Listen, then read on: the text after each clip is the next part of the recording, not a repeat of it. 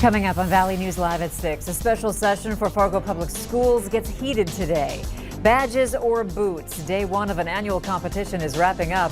Plus, as restrictions are lifted, what will the Minnesota State Fair look like? Valley News Live at 6 starts right now. This is Valley News Live at 6. Masks are staying on for students in Fargo Public Schools for the last days of class, a decision made by school board members early this afternoon, despite some members hoping to end the mandate and the district's Smart Restart plan. Valley News Team's Bailey Hurley was at the meeting today and caught up with parents afterward who say they have mixed feelings on the decision. Tuesday's special school board meeting came in part after City of Fargo Mayor Tim Mahoney declared COVID is over in a Valley News Live interview last week. And this thing's disappeared. I mean, come on, take your summer back. With today's board memo asking to follow the City of Fargo's lead, making students and teachers last 2 days of class mask free. If we can give our kids and some of our teachers a chance to see each other smile at the end of the year, I think it's the right thing to do. To keep fostering this fear, I think, is irresponsible. However, other board members said not so fast, saying teachers, the union, and science did not support the change. They would prefer that we continue to protect them and continue our FPS restart. Even though we only have a few days left of school, there is so much that can happen. Some can say, oh, there are only a few days left of school, no big deal, what's going to happen? On the flip side, a lot can happen. The board voted 5-4 against the memo, keeping masks mandatory on FPS campuses until June 7th, a day even parents with differing views say they hope is the last for students and mask mandates. I'm glad it was decided, and hopefully it won't be needed this fall. I believe that that's something that parents should be able to decide whether or not they want that for their child or children, and I'm hoping to be able to make that decision and not have that decided for me. In Fargo, Bailey Hurley, Valley News Live.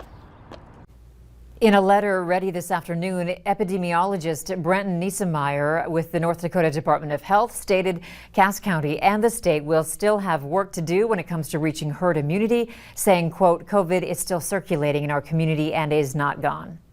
A local eye center will be temporarily closed after the company says its support staff walked out last week. Care at TLC Laser Eye Center in West Fargo has been postponed for 30 days while the company hires and trains more people. The vice president of clinical operations told us that its parent company recently went bankrupt, but he was unsure if that had anything to do with the employees walking out. Patients will only be accepted if it's an emergency, and it'll be taken care of on a case-by-case basis. In the meantime, the eye center has partnered with an optometrist if needed by patients. We heard about this story from our whistleblower hotline, so if you have a story idea, we want to hear from you. Our whistleblower hotline is available 24 hours a day, 7 days a week, 237-6576. You can call and leave your tip, and we'll do our best to get to the bottom of it.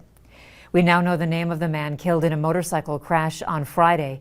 34-year-old Jared Fowler of West Fargo died at the hospital following the accident.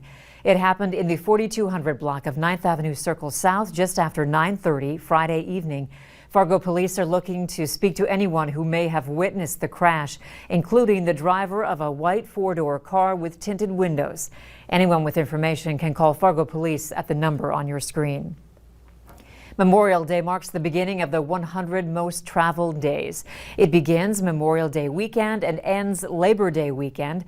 8 people died on Minnesota roads this weekend. 2 were in alcohol-related crashes. 4 were speed-related crashes. 2 were unbelted motorists. Law enforcement made 354 DWI arrests during the weekend compared to 292 in 2020. We're seeing hot weather today, but by the end of the week, weather we haven't seen in a long time. Let's start with this evening, though, and what we can expect tonight. Hutch? Andrea, thanks so much. Good evening, everyone. We do have a few spotty areas of shower activity. One making its way out of Winnipeg, heading in towards that Kittson and Roseau County area. So some beneficial moisture there. We've had some passing showers oscillating around the Highway 2 corridor from Grand Forks, now making its way in toward the Bemidji area, northern parts of the Clearwater County, and some rumbles of thunder in southeast North Dakota. And this little cluster of shower and thunder shower activity is heading in the general direction of the FM area. But as you can see here, showers near Kindred working their way through, maybe clipping South Fargo, maybe Horace, maybe southern parts of Moorhead as it works its way through. So not all of us are going to see the beneficial rain. We really needed a few lightning strikes there just off to the east of you in Lisbon. Here's those showers exiting Oakley, heading into the Clearbrook area. At this time, your Fargo forecast shows temperatures sneaking down into the 60s. Can't rule out some early evening showers, but then things look to quiet down for Fargo overnight. It looks very hot. We'll have details on a long stretch of sizzling weather.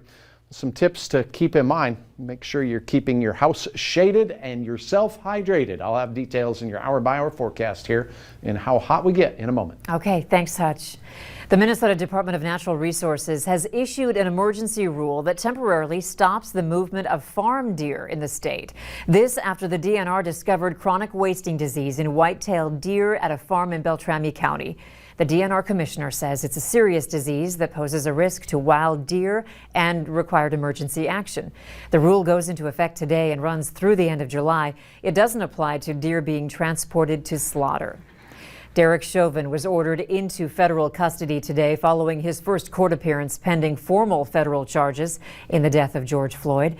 Chauvin was indicted by a federal grand jury for violating Floyd's right to be free from unreasonable seizure and excessive force while failing to provide proper medical care. 3 other former officers face similar charges of depriving Floyd of his rights while acting under government authority. A Minneapolis woman is facing charges for lighting a fire in a squad car while being taken to jail. She's being charged with second-degree arson, first-degree criminal damage to property, and obstructing legal process. The woman was being taken to jail after a report of a domestic assault call at a hotel. The fire caused more than $1,200 in damages to the squad car. Moderna is seeking full FDA approval of its coronavirus vaccine. The vaccine was granted emergency use authorization back in December for use in adults 18 and older. 6 months of data is required for a biologics license application, which is needed for full approval. The company says it will submit data on a rolling basis over the next few weeks. Pfizer announced last month that it is also asking the FDA for full approval for its vaccine. The rewards request form for the Your Shot to Summer vaccine incentive campaign is now open for submissions. Minnesotans who are at least 12 years old who got their first vaccine dose since May 27th are eligible to fill it out and choose their preferred vaccine reward. They'll be available for the first 100,000 requests made by eligible Minnesotans. You have until the 30th to fill it out, and you can do it on our website. If you're looking for places to get the vaccine, you can use our VNL vaccine tracker. It's on the homepage of our website, or you can open your phone camera and point it at the QR code on your screen and then tap the link that pops up. It's the first day of the Battle of the Badges. Fargo Fire and police are going head-to-head to see who can get the most blood donations for the American Red Cross. There is something in it for you as well. You'll get a coupon to Sandy's Donuts if you donate on behalf of the police department. If you donate for the fire department, you'll get 6 free wings from Buffalo Wild Wings. There is a big need for donations, and each one goes a long way. Each donation can save up to 3 lives. We're trying to set an example, I think, and promote responsible blood donations amongst not only our troops but the community. The Battle of the Badges runs until 7 o'clock tonight, and it picks back up again tomorrow at 1. It's at the American Red Cross on 12th Street in North Fargo. To make an appointment, go to redcrossblood.org or download the Red Cross Blood Donor app. Later on Valley News Live at 6, as the Minnesota State Fair is approaching, what can people expect to see after a year off? And it's been a dry start to the season. We did get a few sprinkles working their way through the Grand Forks area, thanks to our view from the Home of Economy location. A little sidewalk weather working its way through the north, some thunder working its way in our southern counties. All the latest on these, and we'll look at that sizzling forecast coming up right after this.